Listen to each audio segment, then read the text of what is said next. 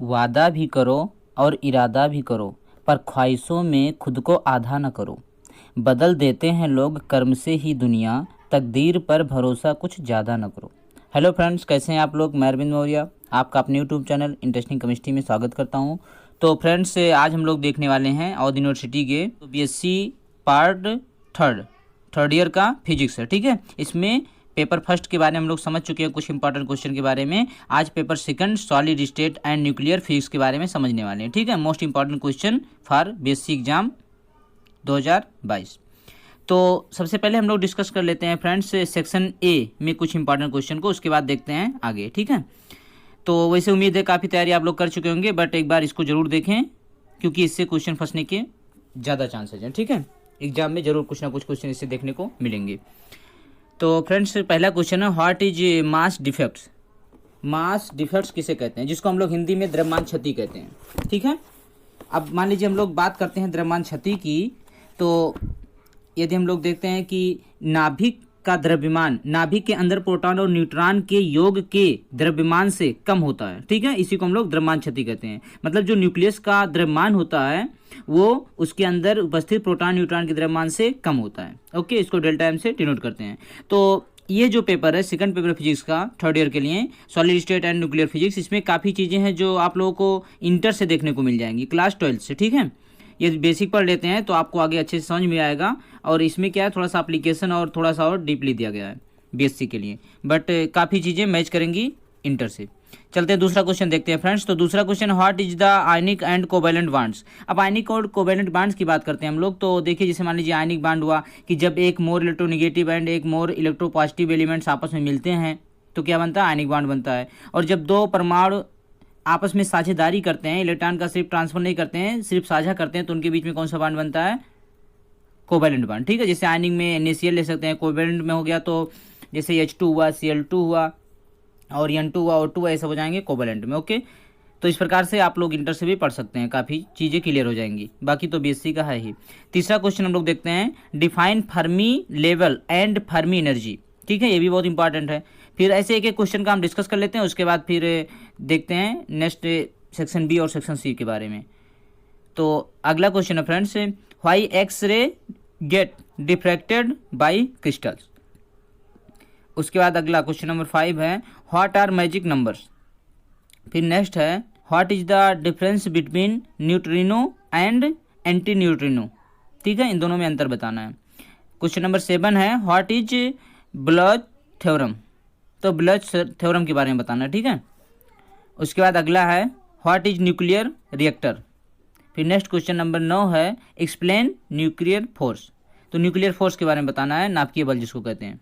उसके बाद अगला क्वेश्चन है, व्हाट इज बाइंडिंग एनर्जी। ठीक है, बाइंडिंग एनर्जी मतलब कोई भी बंध बन रहा है तो जो ऊर्जा रिलीज होता है या फिर बॉन्ड को तोड़ने में जो ऊर्जा लगता है उसी को हम लोग बाइंडिंग एनर्जी कहते हैं। ठीक है, तो इसको भी देख लेना अच्छे से।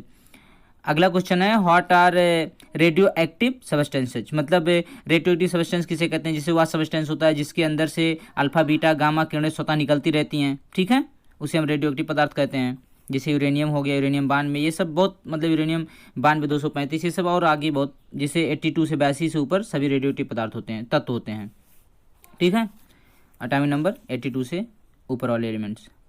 अगला क्वेश्चन है, what do you mean by nuclear cross section. फिर उसके बाद question number 13, what do you mean by lattice planes and Miller indices. अगला friends, what is the value of momentum of a phonon. ठीक है, और फोनॉन के बारे में भी पूछा जाता है, फोनॉन क्या होता है, कैसे क्या होता है। उसके बाद अगला है, व्हाट इज सोडिस डिस्प्लेसमेंट लॉ। ठीक है, ये भी इसी से रिलेटेड है। ठीक है, अल्फा बीटा गामा से। उसके बाद फ्रेंड्स है, write down the formula for the packing fraction of an isotopes. Okay, फिर नेक्स्ट है, डिफाइन रेसिप्रोकल लैटिस। उसके बाद क्वेश्चन नंबर 18 और लास्ट है, व्हाट आर हाइप्रॉन्स। ओके, तो इस प्रकार से था सेक्शन ए। उसके बाद हम लोग अब अनसॉल्व से कुछ सेक्शन बी और सी के बारे में डिस्कस कर लेते हैं, जो इंपॉर्टेंट क्वेश्चन है और बार बार पूछे जाते हैं और इनसे पूछे जाने के चांसेस भी ज़्यादा हैं। तो और डीपली भी पढ़ना, ठीक है। और हाँ, एक चीज़ और फ्रेंड्स, जो सेक्शन ए है उसमें आप लोग थोड़ा अच्छे से डीपली पढ़ लेना। हो सकता है कभी कभी सेक्शन ए से बी में पूछ लेता है, और हाँ काफ़ी बी और सी से क्वेश्चन सेक्शन ए के लिए भी बना देता है, शॉर्ट करके उसी में से ए के लिए दे देता है, ठीक है, सेक्शन ए में क्वेश्चन।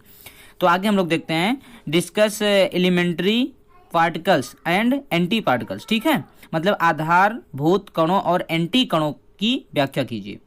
अगला है ब्रैग्स के नियम को व्यक्त कीजिए, ठीक है, एक्सप्लेन ब्रैग्स लॉ, मतलब ये अथवा करके बट दोनों इंपॉर्टेंट हैं।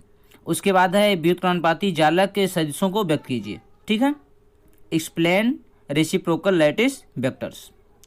उसका नेक्स्ट है जो बहुत इंपॉर्टेंट है, नाभिक के द्रवबोध मॉडल की व्याख्या कीजिए, discuss liquid drop model of nucleus. अगला है explain BCC and FCC lattice. अब देखिए एफसीसी, बीसीसी, और हाँ एक चीज़ और, जिससे मान लीजिए यूनिट सेल कैसे बनता है तो वो लैटिस पॉइंट से मिलके बना होता है। उसके बाद फिर क्रिस्टल कैसे बनता है तो वो यूनिट सेल से मिलके बना होता है। फिर क्रिस्टलाइन सॉलिड कैसे बनता है तो वो छोटे छोटे क्रिस्टल से मिलके बना होता है। ये सब आप इंटर में अच्छे से देख सकते हैं। तो बेसिक आप अच्छे से देख लेंगे तो आगे भी कर सकते हैं। जैसे यहाँ दिया गया बीसीसी एफसीसी जालकों को व्यक्त कीजिए, ठीक है। तो बनाना है इसमें, जैसे बीसीसी में 2 परमाणु होते हैं टोटल, एफसीसी में 4 परमाणु होते हैं जिनसे बना होता है, ठीक है। यूनिट सेल के बारे में बताना है। आगे friends, define half life and mean life of radioactive substances, ठीक है।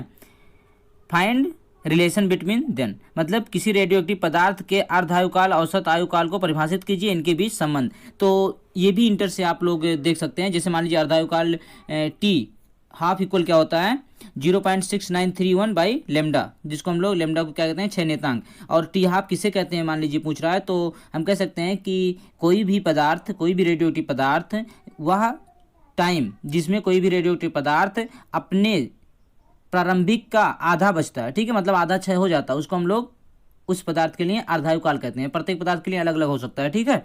उसके बाद बात करते हैं यदि औसत आयु की, तो औसत आयु इक्वल होता है सभी परमाणुओं की आयु और बटे कुल परमाणुओं की संख्या। जैसे मान लीजिए कई परमाणु हैं, उसमें सबका अर्धायुकाल या क्षय होने का जो मतलब समय है अलग अलग होता है। जैसे किसी का मान लीजिए 4 परमाणु, किसी का 5 घंटा, किसी का 10 घंटा, किसी का 3 घंटा, किसी का 12 घंटा। तो टोटल को हम जोड़ दें 5 घंटा, 10 घंटा, 3 घंटा, 12 घंटा, और उसके बाद फिर 4 परमाणु है 4 से भाग दे दें, तो जो आएगा वो होगा औसत आयु। ओके, इस प्रकार से हो जाएगा। और दोनों में रिलेशन की बात करते हैं तो टी इक्वल क्या हो जाता है अर्धायुकाल 0.6931 बाई लेमडा, ठीक है। उसके बाद हम लोग टाउ इक्वल देखेंगे तो होता है 1 लेमडा। अब 1 लेमडा के स्थान पे टाउ रखेंगे तो हो जाएगा टी इक्वल या T half equal 0.693 into tau, ठीक है, जहाँ टाउ क्या है औसत आयु है और टी हाफ या कैपिटल टी क्या है अर्धायु है। ओके, या फिर ऐसा भी हो सकता है कि टाउ इक्वल 1.443 इंटू टी या टी हाफ।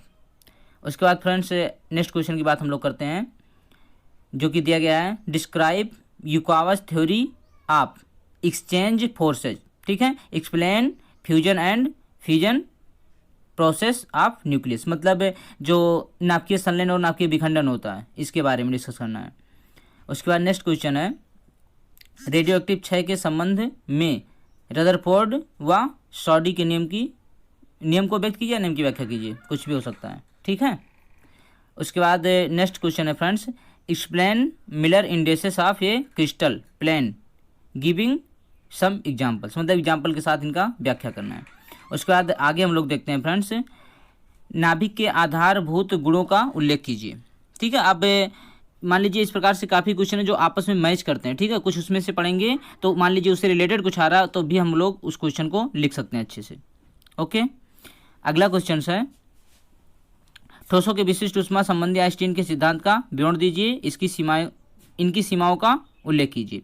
नेक्स्ट है, नाभिकीय बल क्या है, विस्तार से चर्चा कीजिए। अगला है, नाभिकीय द्रवबोध प्रदर्श के आधार पर एक परमाणविक नाभिक बंधन ऊर्जा की व्याख्या कीजिए, ठीक है। नेक्स्ट है, साइक्लोट्रॉन की संरचना, ये भी एक बार आप लोग अच्छे से देख लेंगे, साइक्लोट्रॉन के बारे में कभी कभी जरूर पूछता है। व्युत्क्रम जालक क्या है, दिखाइए, बीसीसी एफसीसी जालक, बीसीसी जालक एफसीसी जालक का व्युत्क्रम है, ठीक है, ये भी दिखाना है। नाभिकीय संसूचकों का क्या आधार है।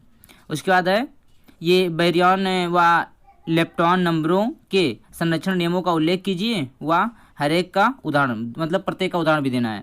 तो ये भी इंपॉर्टेंट है, सिमिलरिटी मतलब एकदम से नहीं क्वेश्चन मैच कर रहा है 18, 20, 22 में, लेकिन ये फिर है कि 16, 18, 20 में देखेंगे तो लगभग क्वेश्चन मैच कर रहा है, तो 22 में आने की चांसेस भी ज़्यादा हैं, ठीक है ना। उसके बाद यदि हम लोग बात करते हैं नेक्स्ट क्वेश्चन की, तो फ्रेंड्स नेक्स्ट क्वेश्चन है, नाभिक के सेल मॉडल की सीमाएं उल्लेखित कीजिए, अन्य मॉडलों द्वारा इन सीमाओं का निराकरण कैसे हुआ। ठीक है, इस पे डिस्कस करना है, जो कि सेक्शन सी का है लॉन्ग में। और हाँ एक चीज़ और, कभी कभी बी का क्वेश्चन सी में, सी का क्वेश्चन बी में दे देता है, इसलिए प्रत्येक क्वेश्चन को अच्छे से पढ़ें जिससे आप लोग डिटेल में लिख सकें। ठीक है, परमाणु के प्रकीर्णन घटक से आप क्या समझते हैं, इनके लिए व्यंजक प्राप्त कीजिए। ठीक है, what do you mean by atomic scattering factor, derive an expression for the atomic scattering factor. तो इस प्रकार से अगला क्वेश्चन इसमें देख रहे हैं, व्हाट इज द फोनॉन। ठीक है, फोनॉन के बारे में write expression for energy and momentum of a phonon. तो काफ़ी क्वेश्चन मैच कर रहा है, जो कि 18 में, 16 में, 20 में आया है, तो वो 22 में आने के चांसेस ज़्यादा होते हैं। खासकर सबसे पहले आप लोग 2016, 2018, 2020 का पेपर अच्छे से सॉल्व करें, उसके बाद थोड़ा सा टाइम निकाल के एक झलक, मतलब हल्का से एक बार 17, 19, 21 का भी देखें, यदि एग्जाम 2022 में देना है तो। ठीक है, तो पेपर आपका बहुत ही बेटर होगा। उसके बाद है एक्सप्लेन अवेलेबल। उसके बाद है फ्रेंड्स जीएम काउंटर में एवलांच कमेंटिंग व डेट टाइम को व्याख्यात कीजिए। ठीक है, इसके बारे में व्याख्या करना है।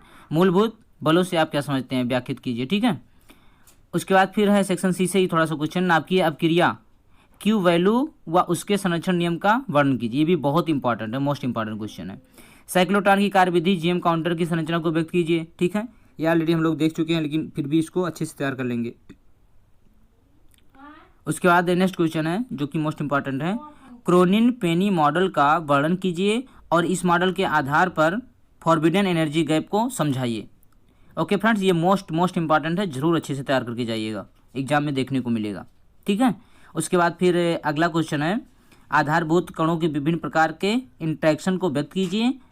उसके बाद फिर लेप्टॉन क्या है, द्रव्यमान, स्पिन, जीवन समय व लेप्टॉन संख्या के आधार पर व्याख्या कीजिए। ठीक है, तो फ्रेंड्स ये था BSc third year paper second, physics paper second का कुछ इंपॉर्टेंट क्वेश्चन। ठीक है, जिसको आप लोग बहुत अच्छे से देख के एग्जाम देने जाएंगे, तो उम्मीद है आप लोग टोटल क्वेश्चन समझ गए होंगे। काफ़ी क्वेश्चन आप लोग तैयार कर चुके होंगे, जो बचा उसको भी अच्छे से तैयार कर लेंगे और आपका पेपर बहुत ही अच्छा होगा। Okay, thanks for watching, best of luck.